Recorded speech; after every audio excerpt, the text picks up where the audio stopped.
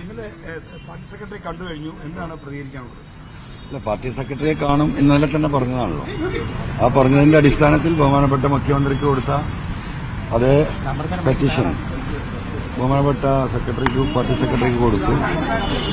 അദ്ദേഹം മുഖ്യമന്ത്രിയെ പോലെ തന്നെ കാര്യങ്ങൾ വളരെ വിശദമായി ചോദിച്ചറിഞ്ഞു. ചോദ്യങ്ങൾക്ക് എന്റെ എക്സ്പ്ലനേഷൻ കൊടുത്തിട്ടുണ്ട്. ഇനി ബാക്കി കാര്യങ്ങൾ ഗവൺമെന്റും പാർട്ടിയും തീരുമാനിക്കും. അപ്പൊ അങ്ങ് എലിയായി പോയി അങ്ങയുടെ പോരാട്ടം നിരക്കിയുള്ള തരത്തിൽ വാർത്തകളും വ്യാഖ്യാനങ്ങളും വരുന്നുണ്ട്. ഇതിനെയാണ് എന്താണ് പ്രതികരിക്കാറുള്ളത്? എലി അത്ര മോശപ്പെട്ട സാധനമൊന്നുമല്ലല്ലോ. ഒരു വീട്ടിലൊരു എലി ഉണ്ടെങ്കിൽ എത്രത്തോളം ബുദ്ധിമുട്ടുണ്ടാവും. അപ്പോ അങ്ങനെ എലിയെ അത്ര മോശമാണ് എന്നുള്ള അഭിപ്രായം ആ കാര്യത്തിൽ എനിക്കില്ല. എങ്ങനെ മാറ്റാനോ അല്ലെങ്കിൽ പൊളിറ്റിക്കൽ സെക്രട്ടറി മാറ്റാനോ തയ്യാറായിട്ടില്ല. പാർട്ടി തലത്തിലേക്ക് ഒരു പരാതി കൊടുക്കുമ്പോൾ അതുകൊണ്ട് ഗുണം ഉണ്ടാകുമെന്ന് അല്ല, എനിക്കതിൽ പറയാനുള്ളത് ഇപ്പൊ വലിയ വാർത്ത ഇപ്പൊ 2 ദിവസമായിട്ട് കീഴടങ്ങി പൊങ്ങി മുങ്ങി എന്നൊക്കെ ഉണ്ട്. അത് നടക്കട്ടെ. ഇപ്പൊ എലിയായി പോയി, അതിലൊന്നും എനിക്ക് കുഴപ്പമില്ല. അപ്പൊ എലിയായാലും പൂച്ചയായാലും ഞാൻ ഉയർത്തിയ എന്റെ വിഷയങ്ങളുമായിട്ട് ഈ പൊതുസമൂഹത്തിന് മുന്നിലുണ്ടാകും. അതിൽ ഒരു തർക്കവും നിങ്ങൾ കരുതണ്ട. പിന്നെ ഇപ്പൊ നിങ്ങളുടെ ചോദ്യം ഇന്നലെയും ചോദിച്ചു, ADGPയെ മാറ്റി നിർത്തണോ? ഞാൻ അപ്പോഴും പറഞ്ഞ ഉത്തരം എന്താ? അത് ഗവൺമെന്റും മുഖ്യമന്ത്രിയുമാണ് അത് തീരുമാനിക്കേണ്ടത്. ഇപ്പൊ പാർട്ടിക്കും ആ കാര്യങ്ങൾ കൊടുത്തിട്ടുണ്ട്. സ്വാഭാവികമായും ഈ പാർട്ടിയെക്കുറിച്ച് നിങ്ങൾ എന്താ മനസ്സിലാക്കിയത്? ഇതൊരു അന്തസ്സുള്ള പാർട്ടിയാണ്, അന്തസ്സുള്ള ഗവൺമെന്റാണ്, അന്തസ്സുള്ള മുഖ്യമന്ത്രിയാണ്. ആ അന്തസ്സുള്ള മുഖ്യമന്ത്രി, അന്തസ്സുള്ള ഗവൺമെന്റ്, അന്തസ്സുള്ള പാർട്ടി, അവരുടെ മുന്നിലാണ് എന്റെ പെറ്റീഷൻസ് ഞാൻ കൊടുത്തിട്ടുള്ളത്. ജനങ്ങളുടെ മുന്നിലാണ് ഈ കാര്യങ്ങൾ ഞാൻ തുറന്നു പറഞ്ഞിട്ടുള്ളത്. അങ്ങനെയുള്ളൊരു സാഹചര്യത്തിൽ ഒരു കാര്യം, ഒരു സൂചന പറയുകയാണെങ്കിൽ, ഹെഡ് മാസ്റ്ററെ കുറിച്ചൊരു പരാതി വന്നു. വളരെ സീരിയസ് ആയ പരാതി ഹെഡ് മാസ്റ്ററെ കുറിച്ച്. അതാരാ അന്വേഷിക്കുക? ആ സ്കൂളിലെ കൂടെ പ്രവർത്തിക്കുന്ന അധ്യാപകനും അവിടുത്തെ പ്യൂണും ബെല്ലടിക്കുന്നവനാണോ അന്വേഷിക്കുക? എന്നിട്ട് ആ അദ്ദേഹത്തിന് തന്നെയാണോ റിപ്പോർട്ട് കൊടുക്കുക? അല്ലല്ലോ. അങ്ങനെയുള്ള ഒരു നയം ഉണ്ടാവും തോന്നുന്നുണ്ടോ? അല്ല, ഞാൻ ചോദിക്കട്ടെ, അല്ല അങ്ങനെ ഒരു സംഭവം ഉണ്ടാവുമോ? അല്ല, അതിപ്പോ ഇന്ന് തന്നെ അത് നടക്കണം. ഇന്നലെയല്ലേ പെറ്റീഷൻ കൊടുത്തിട്ടുള്ളൂ. ഇത് പഠിക്കണ്ടേ? അതിന്റെ പ്രൊസീജിയർ ഇല്ലേ? അത് പഠിക്കേണ്ടവർ അങ്ങനെയാണ്. താങ്കൾ പറഞ്ഞ പോലെയാണ്, പിയൂണും ക്ലർക്കുമാരും ചേർന്നാണ് ഹെഡ് മാസ്റ്ററിനെതിരെ. അങ്ങനെയല്ലേ? നിങ്ങൾക്കില്ല തിരക്ക്, എനിക്ക് ആ കാര്യത്തിലില്ല. എനിക്ക് ഇതിന് പ്രൊസീജിയർ പാലിക്കേണ്ടതുണ്ട്. ആ പ്രൊസീജിയർ അനുസരിച്ച് കാര്യങ്ങൾ നീങ്ങും. അല്ലാതെ ഈ പറഞ്ഞതുപോലെ ആ ഹെഡ്മാസ്റ്റർ കസാലയിൽ ഇരുന്നിട്ട് പ്യൂണത് അന്വേഷിക്കും എന്ന അഭിപ്രായം എന്നുള്ള അതിന്റെ ഉത്തരവാദിത്വം ഈ ഗവൺമെന്റിന് ഈ പാർട്ടിക്കൊക്കെ ഉണ്ട്.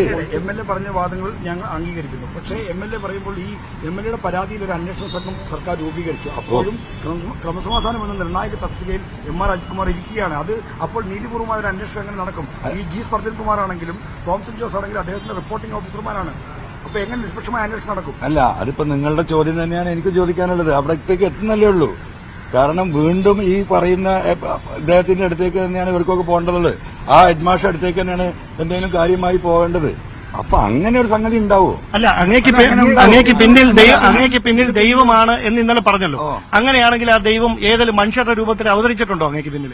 അല്ല, ദൈവമായിട്ട് നിൽക്കുള്ളൂ. ദൈവം മനുഷ്യന്റെ രൂപത്തിലൊന്നും അവതരിക്കില്ല എന്റെ വിശ്വാസപ്രകാരം. മനസ്സിലായോ? അപ്പൊ അതിന്റെ വഴിക്കോ?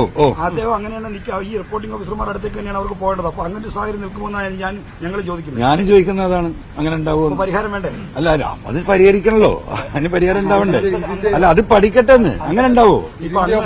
മുഖ്യമന്ത്രിയുടെ പൊളിറ്റിക്കൽ സെക്രട്ടറിയുമായി ബന്ധപ്പെട്ട് ചില ആക്ഷേപങ്ങൾ ഉയർത്തി. എങ്ങനെ? അങ്ങ് മുഖ്യമന്ത്രിയുടെ പൊളിറ്റിക്കൽ സെക്രട്ടറിയുമായി ബന്ധപ്പെട്ട് ചില വിമർശനങ്ങൾ പറഞ്ഞു. അതായത് ഈ അജിത് കുമാറിനെയും അല്ലെങ്കിൽ ശ്രീദാസിനെയും ഒക്കെ ഈ നിയന്ത്രിക്കുന്നതിലുള്ള പോരായ്മ. ഇത് പറയേണ്ട ഏറ്റവും അനുയോജ്യമായ സ്ഥലമാണ് ഇപ്പോൾ അങ്ങ് കണ്ടുവന്നിറങ്ങിയ സ്ഥലം. കാര്യം അതൊരു രാഷ്ട്രീയ നിയമനമാണ് പൊളിറ്റിക്കൽ സെക്രട്ടറി. അപ്പോൾ ഇവിടെ നിന്ന് എന്തെങ്കിലും ഉറപ്പ് ലഭിച്ചിട്ടുണ്ടോ? ഇല്ല, ഞാൻ കാര്യങ്ങൾ പറഞ്ഞിട്ട് എനിക്കൊരു ഉറപ്പ് എവിടെ നിന്നും ലഭിച്ചിട്ടില്ല. നീതിപൂർവമായ ഒരു അന്വേഷണം ഈ വിഷയത്തിൽ നടക്കുമെന്നും കുറ്റവാളികള് ശിക്ഷിക്കപ്പെടുമെന്നും ആ കുറ്റം ചെയ്തവർ അതിന് അനുസൃതമായ ശിക്ഷയ്ക്ക് വിധേയമാകുമെന്ന് തന്നെയാണ് ഞാൻ ഇപ്പോഴും വിശ്വസിക്കുന്നത്. അല്ല, അത് പാർട്ടി സെക്രട്ടറിയോട് പറഞ്ഞ കാര്യങ്ങൾ ഇപ്പൊ ഇവിടെ പറയണ്ടല്ലോ. ഇന്നലെ അതേ പരാതിയാണ് ഇന്നലെ മുഖ്യമന്ത്രിക്ക് MLA ഒരു വിസിൽ ബ്ലോവർ ആയിട്ട് ധാരാളം പാർട്ടി പ്രവർത്തകർ നേതാക്കന്മാർ ഉന്നയിക്കാൻ ആഗ്രഹിച്ച പല വിഷയങ്ങളും ഇപ്പോൾ തുറന്നു പറഞ്ഞിട്ടുണ്ട്. അപ്പോൾ ആ തുറന്നു പറഞ്ഞത് ഒരു ഫലം കാണും എന്ന പ്രതീക്ഷയാണോ? കാരണം അങ്ങ് പാർട്ടി സംവിധാനത്തിൽ പുറത്ത് വണ്ടി പോട്ടെ.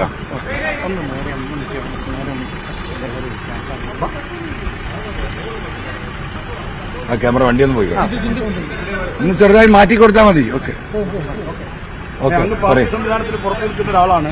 അങ്ങ് ധൈര്യപൂർവ്വം ഇത്തരം കാര്യങ്ങൾ ആയിരക്കണക്കിന് ആളുകൾ പറയാൻ ആഗ്രഹിക്കുന്ന കാര്യങ്ങൾ തുറന്നു പറഞ്ഞു. ആയിരക്കണക്കിനല്ല, ലക്ഷക്കണക്കിന് ആളുകൾ, ലക്ഷക്കണക്കിന് സഖാക്കൾ പറയാൻ ആഗ്രഹിക്കുന്ന കാര്യം ഞാൻ പറഞ്ഞു. ലക്ഷക്കണക്കിന് ഈ ഗവൺമെന്റ് നിലനിൽക്കണമെന്ന് ആഗ്രഹിക്കുന്ന ലക്ഷോപലക്ഷം വരുന്ന കേരളത്തിലെ പാവപ്പെട്ട ജനങ്ങളുണ്ട്.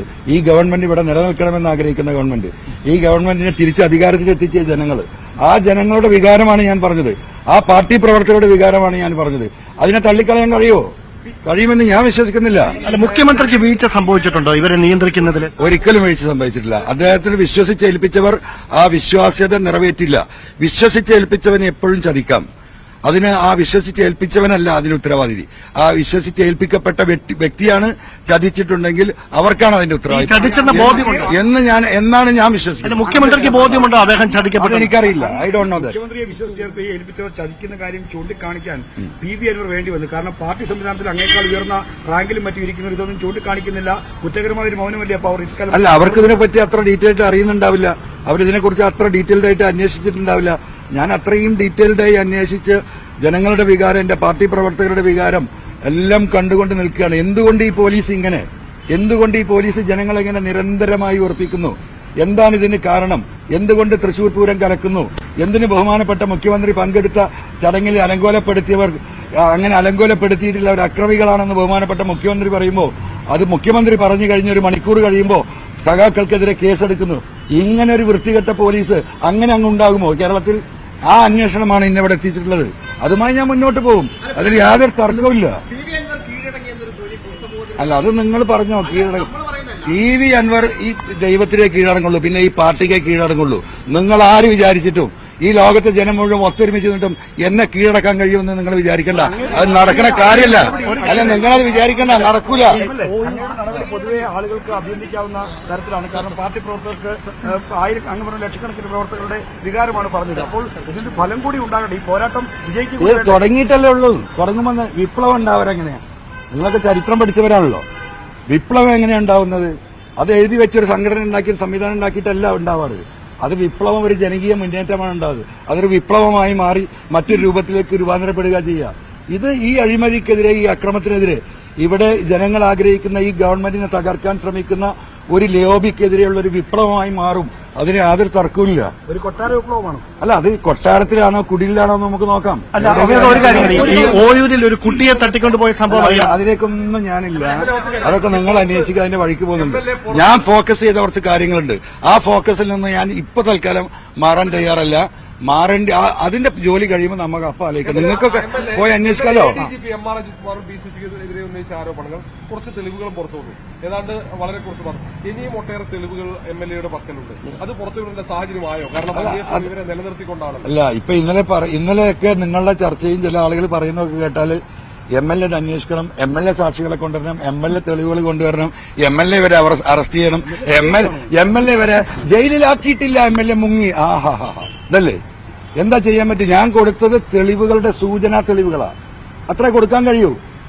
ആ തെളിവുകളിലേക്കുള്ള സൂചനാ തെളിവുകൾ അത് അന്വേഷിക്കേണ്ടത് ഈ ഏജൻസികളാണ്. ഇൻവെസ്റ്റിഗേഷനാണ് നടത്തേണ്ടത്. ആ ഘട്ടത്തിലാണ് എന്തെങ്കിലും കൊടുക്കാൻ ബാക്കി കഴിയുള്ളൂ. ഇവരൊക്കെ പിടിച്ച് അന്വേഷിച്ച് ജയിലിലാക്കിയിട്ട് ഞാനങ്ങോട്ട് പോയാൽ ഞാനാര്? ഇംഗ്ലീഷ് സിനിമയിലൊക്കെ കാണുന്ന പോലെ. ഈ ഉദ്യോഗസ്ഥ സുജിത് ദാസിനും അജിത് കുമാറിനുമെതിരെ നടപടി സ്വീകരിക്കാൻ കഴിയാതെ പോകുന്നത് ഭയപ്പെട്ടിട്ടാണെന്ന് തോന്നുന്നുണ്ടോ? ഇല്ല, ഒരിക്കലുമില്ല. നടപടി എടുക്കേണ്ട സമയത്തേക്ക് എത്തുന്നല്ലേ ഉള്ളൂ. ഇതിനൊരു നടപടിക്രമമില്ലേ? ആ നടപടിക്രമമില്ലാതെ ഇപ്പൊ ഇങ്ങനെ ഒരു സ്റ്റേറ്റ്മെന്റിന് പോലുള്ള സുജിത് ദാസ് ഒരു ഉദാഹരണം എടുക്കാം. നമുക്ക് അദ്ദേഹത്തെ സസ്പെൻഡ് ചെയ്തു. അദ്ദേഹം പോയി ഹൈക്കോടതി പോയി സ്റ്റേ വാങ്ങിയാൽ, അല്ല ഞാൻ ചോദിക്കട്ടെ, സസ്പെൻഡ് ചെയ്ത അദ്ദേഹം ഒരു സ്റ്റേ വാങ്ങിച്ചാൽ അങ്ങനത്തെ എത്രയോ സംഭവങ്ങൾ കേരളത്തിൽ ഉണ്ടായിട്ടില്ലേ? അദ്ദേഹത്തെ സസ്പെൻഡ് ചെയ്യണമെങ്കിൽ ഒരു നടപടിക്രമം പാലിക്കണം. പക്ഷേ ചുമതലയിൽ നിന്ന് MRS കുമാറിനെ ക്രമസമാധാന ചുമതലയിൽ മാറ്റുന്നതിന് ഈ നടപടി ഒരു എക്സിക്യൂട്ടീവ് ഓർഡർ കൊണ്ട് മാത്രം സാധിക്കുമല്ലോ. സാധിക്കുമായിരിക്കാം. എനിക്കതിനെക്കുറിച്ച് അത്ര പ്രൊഫഷണലായിട്ട് ലീഗലായിട്ട് അതിനെക്കുറിച്ച് എനിക്കറിയില്ല. അപ്പോ ഞാനതാ പറഞ്ഞത്, ഒരു ഹെഡ് മാസ്റ്ററെ കുറിച്ചുള്ള പരാതി അവിടെ സൂചിപ്പിച്ചല്ലോ. അങ്ങനെ ഉണ്ടാവുമോ? ഈ പറയുന്ന ഇത്രയും മനുഷ്യരോട് കമ്മിറ്റഡ് ആയിട്ടുള്ള സാമൂഹ്യ പ്രതിബദ്ധതയുള്ള ഒരു പാർട്ടിക്ക്, ഒരു ഗവൺമെന്റിന് അങ്ങനെ ഒരു തീരുമാനം എടുക്കാൻ കഴിയുമോ? അതിനൊരു സമയം എടുക്കുമായിരിക്കും. Wait and see. അല്ല, അങ്ങയുടെ കമ്മിറ്റ്മെന്റ് മുഖ്യമന്ത്രിയോടാണോ പാർട്ടിയോടാണോ? എന്റെ കമ്മിറ്റ്മെന്റ് എന്റെ കമ്മിറ്റ്മെന്റ് മുഖ്യമന്ത്രി എങ്ങനെയാ മുഖ്യമന്ത്രി ആയത്? അദ്ദേഹം വീട്ടിൽ നിന്ന് വന്നായതല്ലോ, ഈ പാർട്ടിയല്ലേ ആക്കിയത്. അപ്പൊ ആരോടാ കമ്മിറ്റ്മെന്റ് ഉണ്ടാവുക? എനിക്ക് മുഖ്യമന്ത്രിയോടും കമ്മിറ്റ്മെന്റ് ഉണ്ട്, പാർട്ടിയോടും കമ്മിറ്റ്മെന്റ് ഉണ്ട്. അദ്ദേഹം ഈ പാർട്ടിയുടെ പ്രതിനിധിയായിട്ട് വന്നതല്ലേ. അപ്പൊ പിന്നെ എന്താ അങ്ങനെ ഒരു ചോദ്യം? ജൂനിയർ ഓഫീസർമാർ നടത്തുന്ന ഈ അന്വേഷണത്തിൽ എന്ത് വിശ്വാസ്യതയുണ്ട്? അല്ല, അന്വേഷണം തുടങ്ങുന്നല്ലേ ഉള്ളൂ. അതൊക്കെ നമുക്ക് നോക്കാം. ഏത് ജൂനിയർ ഓഫീസർ ഇപ്പൊ ഈ പറയുന്ന കൃത്യമായ സത്യസന്ധമായ എന്താ പറയാ അവരുടെ ലൈഫ് ഹിസ്റ്ററിയില്ല നല്ല ഉദ്യോഗസ്ഥർ കേരളത്തിലെ പോലീസിലുണ്ട്. കേരള പോലീസ് ഇന്ത്യയിലെ നമ്പർ 1 ആണ്, ലോകത്തിലെ പല പോലീസിനോടും കിടപിടിക്കുന്നതാണ്. അത്തരത്തിലുള്ള ഉദ്യോഗസ്ഥന്മാരായിരിക്കണം ഈ കേസ് അന്വേഷിക്കേണ്ടത്. അല്ലെങ്കിൽ ഞാൻ കള്ളനായി പോകും. മനസ്സിലായില്ലേ?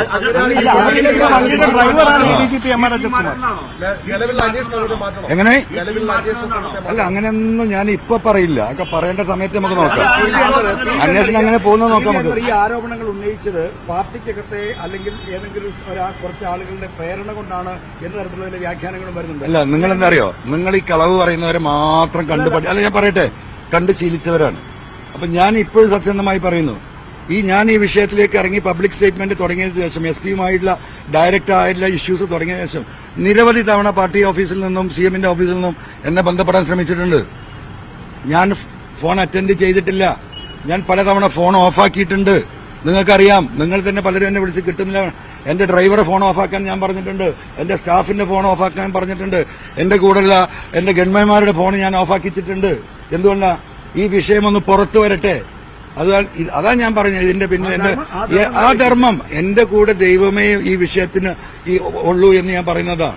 ബാക്കി ഇപ്പൊ ഞാനിത് ഗവൺമെന്റിനെ ഏൽപ്പിച്ചു, മുഖ്യമന്ത്രിയെ ഏൽപ്പിച്ചു, ഇപ്പൊ ഇതാ പാർട്ടി സെക്രട്ടറിയെ ഏൽപ്പിച്ചു. ഇനി എന്ത് നടക്കും നമുക്ക് നോക്കാന്ന്. അങ്ങേക്ക് ഈ സംവിധാനങ്ങളിൽ വിശ്വാസമില്ലാത്തതുകൊണ്ടാണോ ഫോൺ ഓഫാക്കി വെച്ചിട്ട് പൊതുസമൂഹത്തോട് പറഞ്ഞതിന് ശേഷം പിന്നീട് സർക്കാരിനെ ഇത് അറിയിച്ചാൽ മതി? അല്ലല്ല, എനിക്ക് പറയാനുള്ള കാര്യങ്ങൾ മുഴുവൻ പറഞ്ഞു കഴിഞ്ഞതിന് ശേഷം ഈ ഉത്തരവാദിത്തപ്പെട്ടവരെ കണ്ടാൽ മതി എന്ന എന്റെ തീരുമാനമാണ്.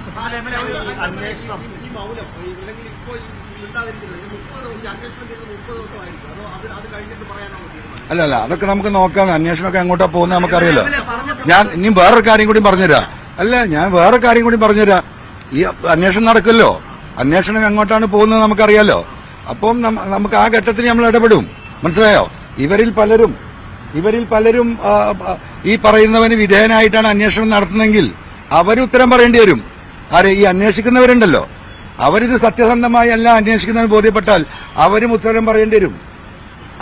അവരെയും ചോദ്യം ചെയ്യപ്പെടും ഈ സമൂഹം. അതിനു മുന്നിൽ ഞാനുണ്ടാകും. അങ്ങനെയാണ് കള്ളത്തരത്തിൽ ഒരുത്തരെ കള്ള അന്വേഷണം നടത്തി രക്ഷപ്പെടുത്തി കളയുന്ന ആരെങ്കിലും ഈ ഇൻവെസ്റ്റിഗേഷൻ ഗ്രൂപ്പിലെ കൂട്ടത്തിൽ തീരുമാനിക്കുന്നുണ്ടെങ്കിൽ അതും പുറത്തു വരും. പബ്ലിക്കായിട്ട് പോയി ചോദിക്കും ഞാൻ. പ്രതിപക്ഷ മുന്നണികൾ പറയുന്നത് CBI അന്വേഷണം വേണമെന്നാണ്. അങ്ങനെ ഒരു ആവശ്യം പ്രതിപക്ഷം വിട്. താങ്കൾക്ക് അങ്ങനെ ഒരു അഭിപ്രായം? അല്ല, എനിക്ക് അങ്ങനെ ഒരു അഭിപ്രായമില്ല. ഇവിടുത്തെ ഏജൻസി, ഇവിടുത്തെ പോലീസിന് തന്നെ കൃത്യമായി ഇത് അന്വേഷിച്ച് വെളിയിൽ കൊണ്ടുവരാൻ കഴിയുമെന്ന ഉത്തമ ബോധ്യമുള്ള ഈ പാർട്ടിയിലും ഈ ഗവൺമെന്റിലും അടിയുറച്ച വിശ്വാസമുള്ള ഒരു ഉറച്ച സഖാവാണ് ഞാൻ. ഒരു വിദേശ ഏജൻസിയോ ഒരു ദേശീയ ഏജൻസിയോ ഇതിന് ആവശ്യമില്ല. അല്ല, അത് നമുക്ക് പിന്നെ പറയാം.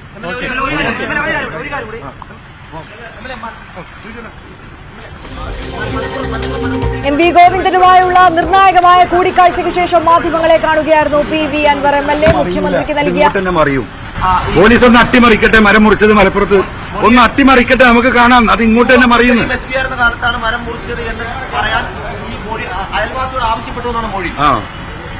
അയൽവാസികളോട് അവരെ പലരോടും ആവശ്യപ്പെടും. ഈ സ്വർണ്ണക്കള്ളക്കടത്ത് അതൊക്കെ ആവശ്യപ്പെട്ടുകൊണ്ടിരിക്കുകയാണ്. നിങ്ങൾ കൊണ്ടോട്ടിയിലൊരു സ്വർണ്ണ അപ്രൈസർ ഉണ്ട്, ഉണ്ണി. ഈ കസ്റ്റംസിന്റെ അപ്രൈസറാണ്. അവിടെയാണ് സ്വർണം ഒരുക്കുന്നത് പോലീസ് പിടിച്ചിട്ട്. ഉണ്ണി ഇന്നലെയും മിനിയാന്നുമായിട്ട് ആ കടയിൽ നിന്ന് സാധനങ്ങൾ കടത്താണ്. ആ വീഡിയോ ഉണ്ടോടാ? അവനയക്കുന്ന വീഡിയോ ഇവിടെ കൊണ്ടോട്ടിയിലെ സാധനം ഷോപ്പ് എടുത്ത് കൊണ്ടോട്ടിയിൽ നിന്ന് വന്ന ആ വീഡിയോ എടുത്ത്. മനസ്സിലായോ? ഈ സ്വർണ്ണക്കടത്ത് നടത്തുന്ന അവിടെ കൊണ്ട് അപ്രസ് ചെയ്യുന്ന ഒരുക്കുന്ന ഉണ്ണി എന്ന് പറയുന്ന തട്ടാൻ എന്ന് പറയുന്ന നമ്മുടെ നാട്ടിൽ സ്വർണ്ണപ്പണിക്കാരന് ഗോൾഡ് സ്മിത്ത്, അവൻ സാധനങ്ങൾ എടുത്തു മാറ്റി. അതിന് രാത്രി എടുത്ത വീഡിയോസ് ഉണ്ട് നമ്മുടെ കയ്യിൽ. അവനെ പിടിച്ചാലറിയും ഇതിന്റെ ഒന്നാം ഘട്ടം. അവിടെ തെളിവ് നശിപ്പിക്കുക.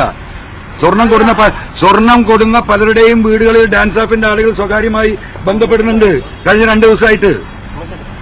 ഇത് അന്വേഷണം അട്ടിമറിക്കാനുള്ള ശ്രമം ആരംഭിച്ചു കഴിഞ്ഞു. സുജിത് ദാസ് എന്തിനാ 3 ദിവസം ലീവിന് പോയത്? ഈ വിഷയം ഉണ്ടായപ്പോൾ സുജിത് ദാസ് പോയില്ല IPS ലീവിന്. എന്തിനാ പോയത്? അമ്മ പറഞ്ഞല്ലോ ഞാന്. ഉണ്ടാവുമല്ലോ ഈ കാര്യം കൂടെ. അല്ല, ഇത് ഇന്നലെ കിട്ടിയ വിവരമാണ്. മുഖ്യമന്ത്രി കഴിഞ്ഞതിന് ശേഷം കിട്ടിയ വിവരങ്ങളാണ്. ഈ അജിത് കുമാറിന്റെ ഭാര്യ സഹോദരന്മാർക്ക് സ്വർണ്ണ ബിസിനസ് ആണല്ലോ, ആ മേഖലയോട് ബന്ധപ്പെട്ടാണ് പ്രവർത്തിക്കുന്നത്. എന്താ നിങ്ങൾക്കൊക്കെ എന്താ പണി? ഒന്ന് പോയി അന്വേഷിക്കുന്നത്, തൃശ്ശൂർ പോയി അന്വേഷിക്കുന്നത്. അല്ല, അതുകൊണ്ടാണ് ഈ കണക്ഷൻ വരുന്നത്.